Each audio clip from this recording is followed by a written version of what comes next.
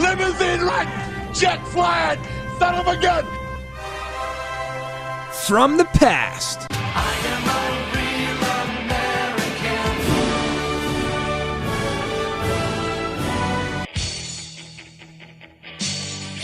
To the present.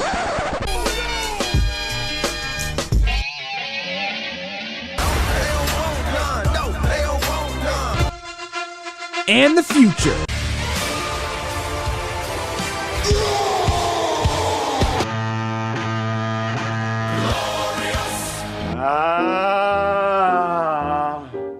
Chair of wheels, more of lawn. Chair of wheels, more of lawn. You are listening to Penn State's only WWE talk show, Marking Out with Jason Marcus and Matt Freiler.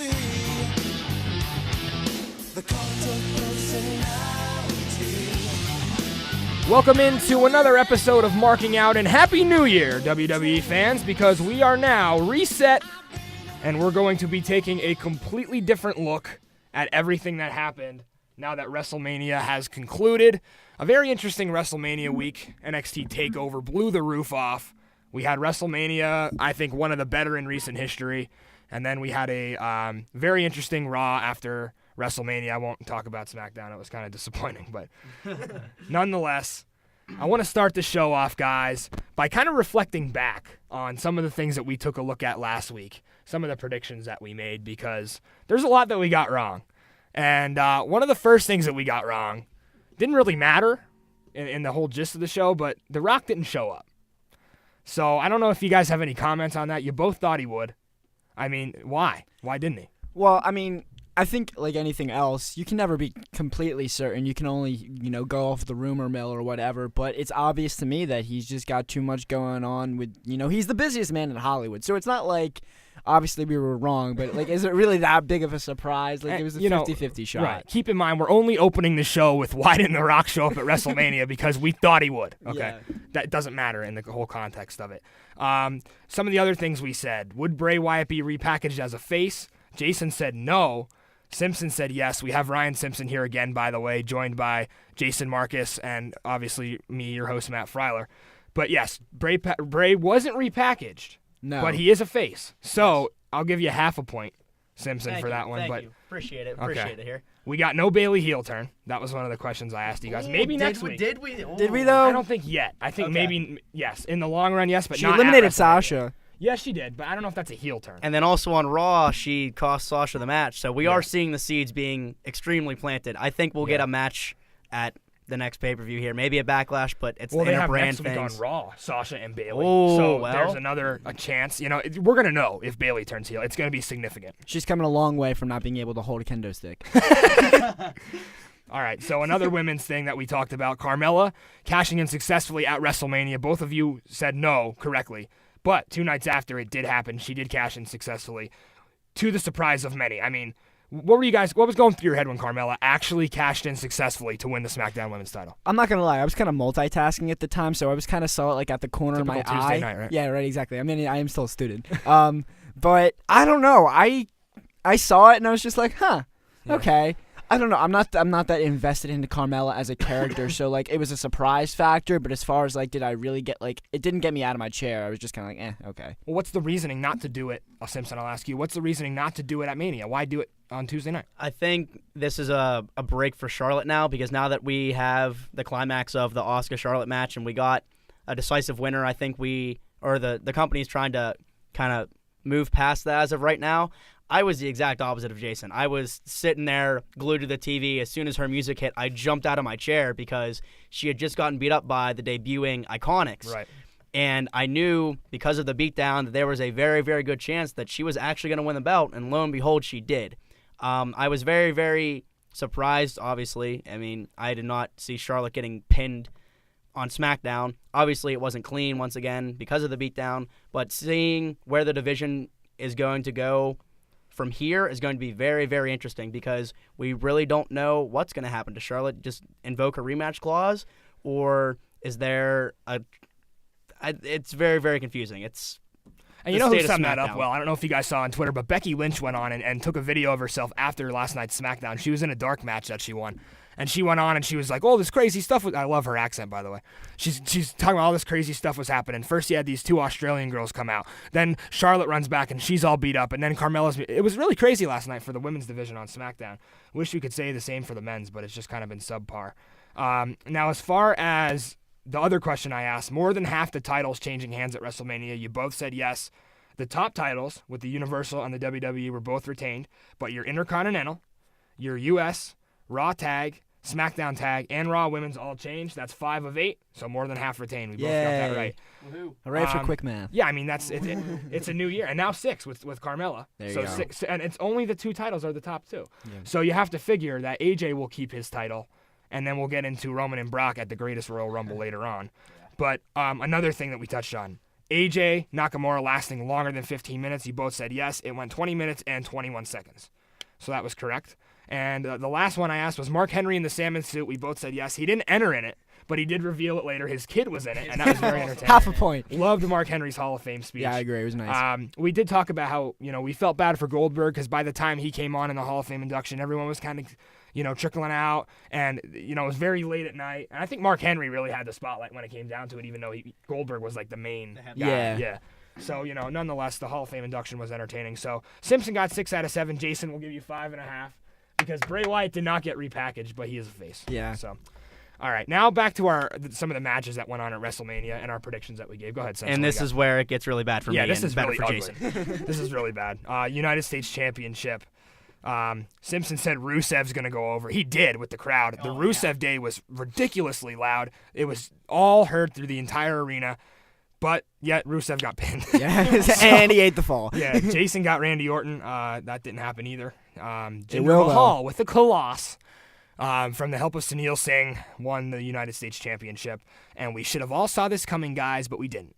And the reason for that is we did not know, well, we did know, but we didn't care, that there was a Greatest Royal Rumble match happening on the 27th of April in Saudi Arabia. Yeah. So why Hindsight's wouldn't you put 20/20. Jinder Mahal over? I mean, thank you.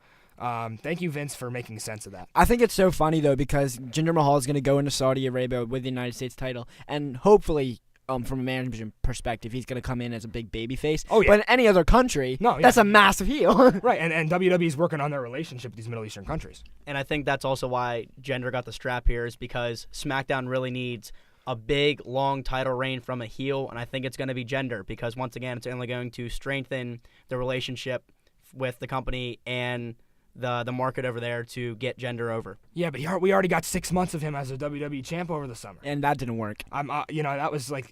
That was very, very exhausting. I think this is better, though, because I feel like people have already made up their minds about how they feel about Jinder, and no one sees him as a top guy, but they can live with him as a mid-card talent. Right. Well, you have to respect it now. He's a WWE champ. He's a U.S. champ. So Yeah, he's none doing of us something would've right. thought that last year. Exactly. All right. So moving on a little bit. SmackDown Women's Title. We don't want to talk about this one. Simpson and Jason both picked Asuka. I obviously agreed. Charlotte retained. A couple of good spots in the match. I would say, Jason said this match would steal the show. I would say it's my top 3 matches of the night. I wouldn't give it the top, but it definitely entertained. It's definitely top 3. Yeah. What do you think, Simpson? What do you think of this Charlotte-Asuka match? Yeah, it was very, very good. I really liked the Spanish fly from the top rope. I didn't think that was going to get pulled off. The Charlotte moonsault into the triangle choke from Asuka, also absolutely phenomenal. The women did exactly what I thought they were going to do. They were going to put on a probably 4.5-star match. I think they did a phenomenal job. I didn't really like the post-match thing with Asuka grabbing the mic and saying, "Oh, you were ready for Asuka." It was just a little bit weird to me. They hugged it out great. And little note too, the ref running out right after a 934-day streak lost to tell John Cena about The Undertaker also was a kind of slap to the face to Charlotte and Asuka. Yeah, I mean, I feel like they may have teased a little bit, and we'll go into our break with this thought and then come back and we'll move down off the card. But with what's going on with Shinsuke and AJ and how everybody thought Shinsuke was going to give AJ respect after the match, I kind of almost thought Asuka was going to do the same. Yeah. And she did. She did give her respect. So we'll have to see what happens in the Superstar shakeup. Nonetheless, we're going to take our first break here on Marking Out. When we come back, we're going to have go back and reflect on our predictions from the rest of the card. We're going to talk about some NXT TakeOver, and then we're going to talk about some of the new call-ups and new debuts that took place on Monday night and Tuesday night. Don't go anywhere. This is Marking Out on Com Radio. Hey Com Radio listeners, make sure you stay tuned in this week for all of Com Radio's coverage of the best Penn State sport matchups. Friday at 6:30 p.m., Penn State baseball takes on Ohio State in Game 1 of this weekend's series. Saturday at 2 p.m., Penn State men's lacrosse takes on Johns Hopkins. Saturday at 7 p.m., Penn State men's volleyball takes on NJIT. Sunday at 1 p.m., Penn State baseball takes on Ohio State in Game 3 of this weekend's series. Don't miss the best way to catch all of your favorite Penn State sports and tune in all week long, here on Com Radio. Are you bored of your typical everyday workout? Come by F45 Training State College, where they offer a new and intense 45-minute workout every day. Combining the most effective cardio and resistance training technique, you will never have the same workout twice. With their incredible team of coaches, you are guaranteed to leave feeling accomplished and knowing you received the best 45-minute HIIT training workout in the world.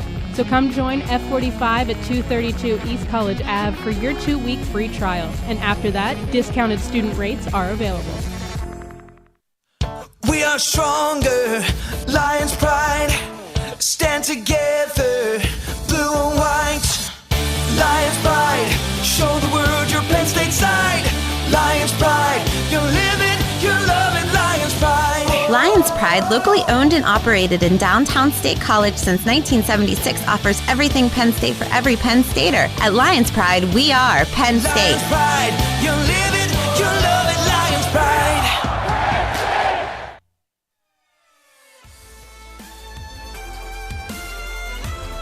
Now back to Com Radio's only WWE talk show, Marking Out with Jason Marcus and Matt Freiler.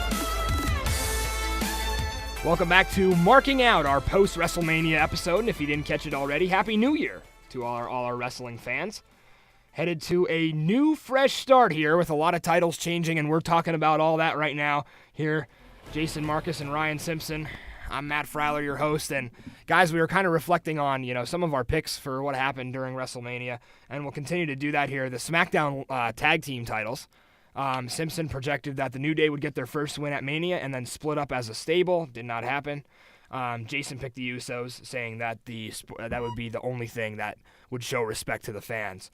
The Bludgeon Brothers won it. I'm a huge Bludgeon Brothers mark. I do not believe anything you guys say about just the Wyatt characters with hammers. Don't give it to me. Luke Harper is the most underrated freaking superstar on the roster. I will agree with that. He's very man. good. Eric Rowan compliments him well. But Luke Harper, with his discus clothesline and just how athletic he is as a big man, I just love to see it. And I think that his push will be great for the SmackDown Tag Division. How long do they keep the titles for? Well, they will defend them, I believe, at the Greatest Royal Rumble. Against the Usos. Against the Usos. I could see, they'll win there. We'll have to see what happens in the Superstar Shakeup. I'll tell you after that, because what happens with Chad Gable and Shelton Benjamin? Do they go to Raw? True. We have a lot of tag teams that haven't been used lately. What's going on with the Ascension? What's going on with Breezango? The Revival. Right. Well, yeah, exactly. So they're in the tag team eliminator on Raw. So, we'll see with the Bludgeon Brothers. We'll see if they can kind of dream up a good rivalry with them. But nonetheless, we'll move on to the match that stole the night, Jason. Ronda Rousey and Kurt Angle against Triple H and Stephanie McMahon. You both nailed it with Ronda getting the win via submission. I think, Simpson, you said it would be an armbar on Triple H. It wasn't. Which we did get at one point, but sadly that wasn't the tap. Right, that wasn't the tap. Jason was right that Triple H's ego is much too big to tap to an armbar from Ronda Rousey. But, Jason, I'm going to give you time to shine, buddy. You said this match wasn't going to deliver. You said Ronda Rousey wasn't ready. This stole the show. The crowd was absolutely electric. What's your reaction to this? All right, you want it? You're going to get it. I, Jason Marcus, formally apologize to Ronda Rousey, Triple H, Stephanie McMahon, and Kurt Angle. They guys put on a heck of a match, probably the best match on the entire card. I was as surprised as anyone at how good this match was. Ronda Rousey proved herself to be more than capable to hold herself in a professional wrestling ring. I'm excited to see where she goes from here. However, I don't think one match makes her career. This is just the beginning point. She's got to keep putting in those kind of performances because in this industry, nothing is given to you. I understand she's got a big name. I understand the company's got big plans for her. But if she puts in She hasn't had a one-on-one match, and that's really where it's going to show what she can deliver. Because for as good as she looked at WrestleMania, you have to admit as well, Triple H and Kurt Angle, like I said, did put in a lot of work there as well. So when she has that first one-on-one match, and it's coming very soon, we'll get even more of a look at how ready Ronda Rousey is. But for her first match, she didn't do half bad. I'll give her that. To have a little bit of a rebuttal here, the spot where Kurt went flying over the announce table, it was Ronda and Triple H and Stephanie for a good probably, 7-8 minutes? Oh, yeah. So, I mean, she did look very, very good. And as I kind of said, I think she has been training for this a lot longer than what people thought. She looked incredible. The spot on Raw and Stephanie and the hug, and then the crowd was just absolutely electric again. It was really, really wonderful. I think she said post-match as well that she is thankful that her career in the UFC worked out the way it did so that she could come to the WWE like this, which is a huge statement by her, and I couldn't be happier for her. Yeah, so touching on what you guys said about, obviously, the WWE having extremely big plans for her over the course of the next year, is it an overreaction to say that our WrestleMania 35 main event will be Charlotte and Ronda Rousey? No, it's not, and in fact, that's probably the favorite right now. And that just speaks to how highly they think of Ronda Rousey. But it's like I said, nothing's given to her. You can write that in pencil now, but that doesn't mean it's guaranteed. Just like we thought Roman Reigns was guaranteed to retain the WWE Championship. Yeah, and a good point there, Jason. We knew after WrestleMania 33, obviously, we were going to get Roman and Brock this year. But anything could have happened in those 12 months, and everything went okay. Brock didn't get hurt. Roman didn't get hurt. Basically, the entire Raw roster at some point got injured. Roman was dealing with things at times with illnesses where he had to be pulled from matches. I'm sure Brock had his problems as well, but it all worked out for Mania.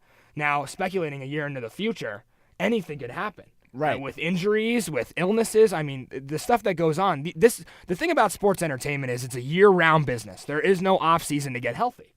And these guys go out here every week, and these girls go out here every single week to do this.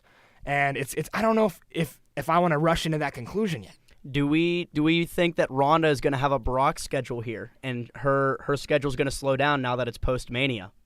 It'll slow down a bit, but not to the extent of Brock. I think she's more in between the part-time and full-time than she is totally part-time like Brock. Well, I also think the difference is that Brock Lesnar is in a position of power right now where the WWE needs Brock more than Brock needs the WWE. Ronda Rousey kind of needs the WWE because her MMA credibility is no longer there. Brock's is. So that's the difference. Ronda Rousey's also probably more excited to be doing what she's doing than Brock is. Brock's there for a paycheck. Not to say he doesn't love the industry, which he might, but I don't know if that's his biggest priority. Well, think about it, what you just said. Brock Lesnar would never come out and say, I'm glad that my UFC career led me to the point where now here I am, and everything that I did my entire life led me to this. He would never say that. No. Never. And that's what Ronda said, and it was genuine. She actually thinks that every move that she's made now leads her to this sports entertainment, the biggest stage, performing in front of 78,000 people. You never get that out of Brock. So, let's talk a little bit about the Universal title match here.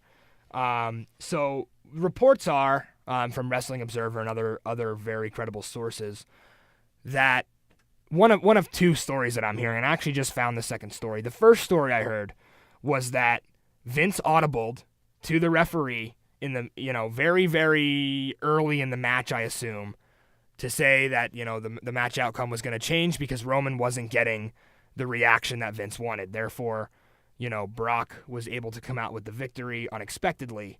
The second story I'm hearing is that Roman was actually told before he walked down to the ring, like right before he walked down to the ring. So, I mean, right now we have this major swerve. Brock Lesnar retains the Universal title, re-signs a deal, will now compete at the Greatest Royal Rumble to likely lose the title. But Vince wasn't happy with Brock. He went off script. He put Roman through an announce table that wasn't supposed to be used in the match. That's a giant liability issue for those announcers. Plus, then he bloodied Roman Reigns when this is still kind of PG era WWE, and we're touchy with that kind of blood. I mean, we've seen blood, but that's more than blood. That was Attitude Era amount of blood. Right. So I could see Vince's frustration. What are you guys' thoughts on this? The only thing I can't piece together is if they'll if the audible was made in the middle of the match, I understand how he could, through the referee's earpiece, he could tell the referee to just count the finish. But if the plan going into the match was for Roman to go over, how do you notify Brock in the middle of the match? Right. I don't understand how this all comes together logistically. How did Brock know that he was going over? So, to me, Brock knew before he'd go out that he was going over. Maybe Reigns didn't, and Brock just literally forced him down for 3. I don't know how that works. So, to me... Yeah. The second story seems more likely, that they were both told right before the start of the match, and he audibled to the referee in the middle of the match through his earpiece and said, hey, this is the new Make sure finish. You count him. Okay, yeah. Yeah, I mean, I think we're also failing to realize that we're talking about Vince McMahon and Brock Lesnar. I mean, this would not be the first time that Vince has done something like this. I mean, going back to the most infamous match in sports with the screw job. Yep. I mean... Maybe, like you said, Jason, Brock knew before he was going through that curtain he was winning. He could have known 2 months ago. Yes, I actually agree with that more. And Roman just thought he was going over until the day of, very similar to what 31 was, correct? Yep. With the cash-in. He found out the day of, and his family was very, very upset with Vince that Roman didn't get his moment then because it was in his home state, blah, blah, blah. But I think, yeah, Brock knew going through that curtain, he was winning either way. And maybe... Roman went off script? Is that a possibility? Do we think that Roman tried to give Brock a little 1-2? Well, here's what I'll say to take us into break.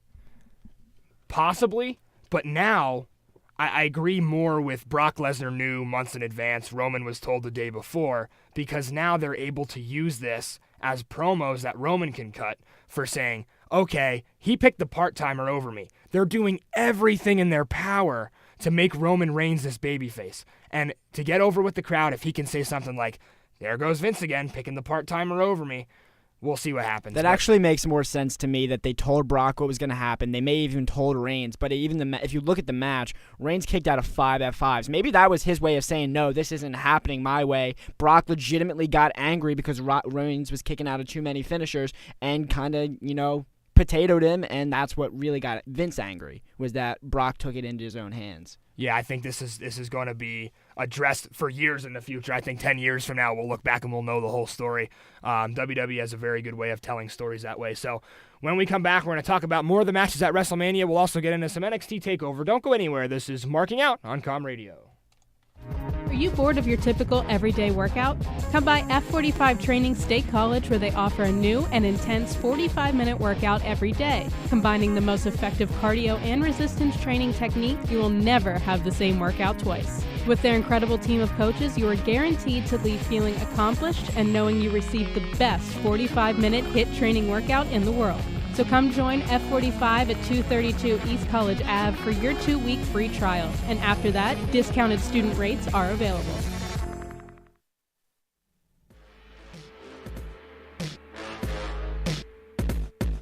Now back to Com Radio's only WWE talk show, Marking Out with Jason Marcus and Matt Freiler. Joe. Samoa Joe returns on the Raw after WrestleMania to call out Roman Reigns. And what a rivalry that's been over the years, the two Samoans. And Samoa basically told him, you can't beat Brock Lesnar, then you come up here making excuses all the time. Samoa Joe is booked for an Intercontinental title ladder match. Samoa Joe in a ladder match, guys. Whoa. Yeah, gonna be whoa. Against the Miz, Finn Balor, and Seth Rollins at the Greatest Royal Rumble in Jeddah, Saudi Arabia, coming up here at the end of the month. So, running through very quickly just what we were talking about. We won't talk much about these two matches because there's really not much to say. With the Raw Women's title, Simpson picked Alexa, Jason picked Nia. Jason nailed the storyline, the babyface come up. Nia wins the match. The Raw Tag Team titles, Jason said Braun would win with a celebrity guest. He got his pick. Braun and Nicholas won it. Simpson said the Bar would retain. And then finally, for the Intercontinental title match, Jason said it would be the first match on the main card, which it did. It opened the show. But he picked The Miz to retain. Simpson said either Seth or Finn would win, most likely Finn. And then The Miz would go away. So The Miz is coming back at the end of the month. Then I think he'll go away, but we'll have to see how that all works out. But with just a couple minutes left here in the show, guys, I want to get to NXT TakeOver. Let's just talk about it for a couple minutes here because it deserves it deserves our conversation, honestly. What did you see in NXT TakeOver that you were surprised with? And just give me your overall thoughts on the show quickly. Overall, I thought it was absolutely fantastic. I think it may have been the best TakeOver yet. Gargano Ciampa stole the show. Black Almas was incredible as well. I was most surprised about... honestly, I was surprised that the NXT title wasn't on last. I was surprised that they gave Ciampa and Gargano the main event spot. I think they deserved it. I just wasn't expecting it. But both those matches were great. Obviously, we're not even, the North American ladder match was also pretty good. I loved the Pete Dunne, the British Strong Style versus Undisputed Era, the Roderick Strong swerve. There was so much going on in this show, and I loved every single minute of it. It was fantastic. I think the biggest swerve of that TakeOver for me was Adam Cole winning the NA belt. I really didn't see him winning it. I just thought he would just, be the leader, have the tag team belts, but obviously then Roddy joined them, so now Cole has a belt, and then Roddy's now filling in for Bobby Fish with the tag team belts. But yeah, I saw Black winning. I saw Ember Moon losing, getting the call up. I saw Undisputed Era winning, honestly. But yeah, TakeOver, like Jason said, that might have been the best one yet. Overall stories, the overall product, the crowd was hot as can be, as usual in NXT. But Triple H really, really knows what he's doing with these TakeOver events. Yeah, Dave Meltzer went on and said 2 of the matches of the year now. Absolutely that ladder match and then Gargano Ciampa already.